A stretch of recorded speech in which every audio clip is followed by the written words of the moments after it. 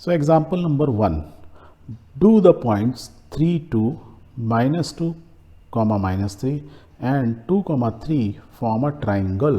तो ये क्या है, ये तीन कोऑर्डिनेट दिए हुए हैं, तीन पॉइंट्स दिए हुए हैं, उनके कोऑर्डिनेट्स हैं, ठीक है।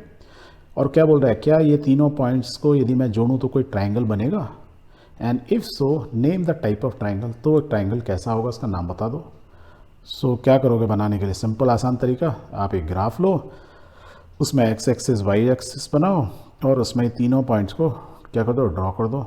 तो पॉइंट पी मान लो मैं नाम दे देता हूँ, ए बी सी दे दो, आप कुछ भी दे सकते हो। पॉइंट दे दिया मैंने 3, 2 पहला, दूसरा है -2, -3, तो वो क्या होगा माइनस साइड में और नीचे आएंगे -3, तो ये पॉइंट हो गया, that is suppose Q. Third क्या है 2, 3, तो 2 क्या होगा पॉजिटिव और 3 पॉजिटिव मीन्स कहाँ होंगे, हम सब यहाँ होंगे। तो लेट्स ड्रॉ दिस इज से आर।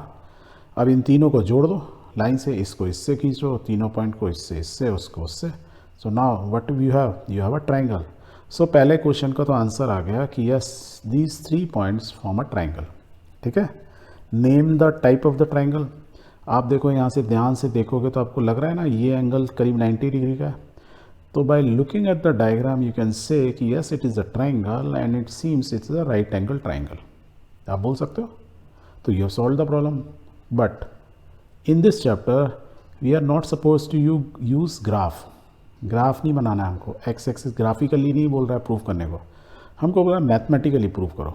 सो हम कैसे प्रूव करेंगे, जो अभी हमने सीखा है। तो क्या है, so let us apply the distance formula to find the distance between P Q Q R. Mean सारे पॉइंट के बीच में एक दूसरे का डिस्टेंस निकाल लो। क्यों निकाल रहे हैं वो हम अभी आपको मैं बाद में बताता हूँ, पहले डिस्टेंस पता लगाते हैं। लेट्स से P के कोऑर्डिनेट ये हैं, Q ये है, R ये है, आर द गिवन पॉइंट्स जो हमने यहाँ राइट में दिए हैं। तो अभी राइट वाले को एक बार को भूल जाओ। तो व्हाट यू आर सेइंग कि हमको 3 पॉइंट दिए हुए हैं। सपोज वी से कि the first is point P, second is Q, third is R। तो we want to find the distance between these respective points. P का Q के distance, Q का R से और R का P से distance निकालते हैं। P Q R क्या है, ये कोऑर्डिनेट्स, और दो कोऑर्डिनेट के बीच में डिस्टेंस निकालने का हमको फॉर्मूला आता है, क्या that is called distance formula.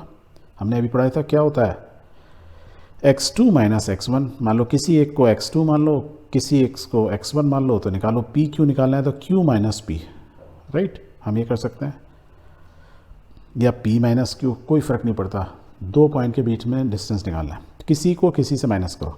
तो इसमें हमने क्या किया, 3 रखा है, ये -2 तो मीन्स x वाले को x से किया, तो 3 - 2 मीन्स ये पहले से माइनस तो प्लस हो गया उसका स्क्वायर। फिर y को y से 2 - 3, जो -3 पहले से ही है तो +3 हो गया, 2 + 3 का होल स्क्वायर। तो आंसर क्या हो गया, 5² + 5²। और सॉल्व किया दैट इज़ 50, √50 इधर आ गया। ओके, इसको और सॉल्व कर लो तो वैल्यू इज़ 7.07 अप्रॉक्सीमेटली। यदि आप इसको निकालना चाहते हो निकालो, नहीं निकालना चाहते हो तो यहाँ तक भी इट इज़ ओके, ठीक। नाउ पॉइंट Q और R के बीच में निकालो। Q R के बीच में क्या होगा, देखो Q -2 -2 में से -2 किया, x2 - x1, मान लो इसको x2 बोल रहा हूँ, इसको x1, तो -2 तो -2 हो गया। -3 में से -3 किया, मीन्स y2 - y1, तो -3 हो गया। ये माइनस तो प्लस हो गया, दैट मीन्स -4 का स्क्वायर -6 का स्क्वायर, तो स्क्वायर इट।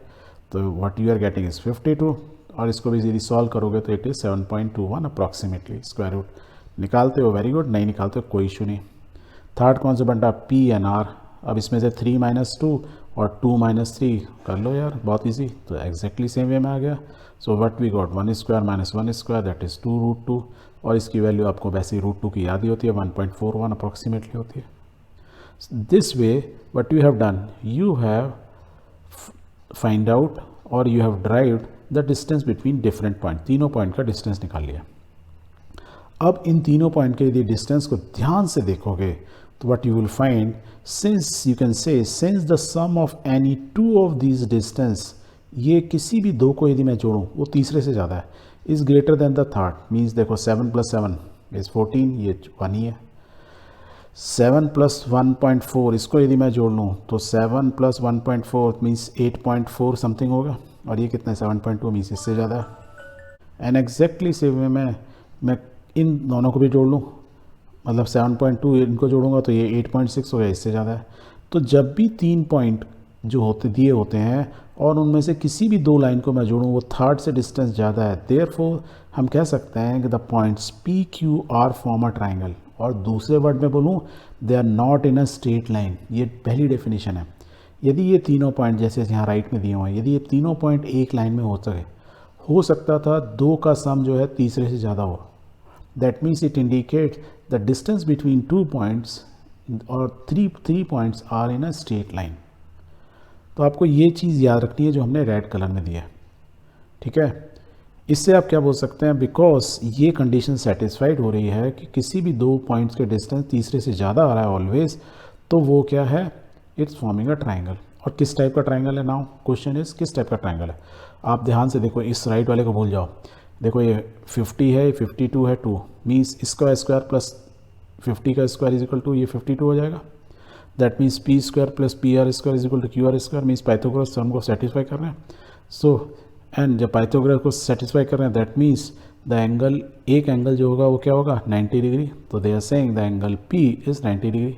अभी एंगल पी कैसे लगाया, क्योंकि ये पी क्यू पी आर और ये जब आप सॉल्व करोगे तो ये पॉइंट कौन सा आ रहा है, क्यू आर। क्यू आर जो है, दैट मीन्स क्यू आर जो है पाइथागोरस, ये से ये देखो यहाँ देखो क्यू आर जो है क्या है, hypotenuse.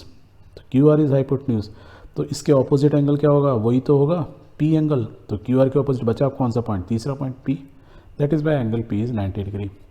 Hence we proved it कि therefore PQR is a right angle triangle. It is a triangle and what type? It is a right angle triangle. तो एक्चुअली आपको राइट तरीके से सॉल्व नहीं करना था, आपको मैथमेटिकल सॉल्व करना था by using the distance formula.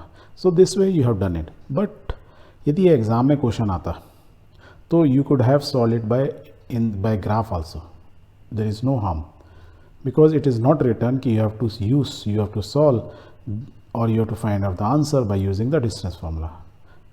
If they have written कि find out by using a distance formula, then आप ये लेफ्ट साइड फॉलो करते हैं, अदरवाइज आप राइट से भी कर सकते हो। क्लियर है? Very good.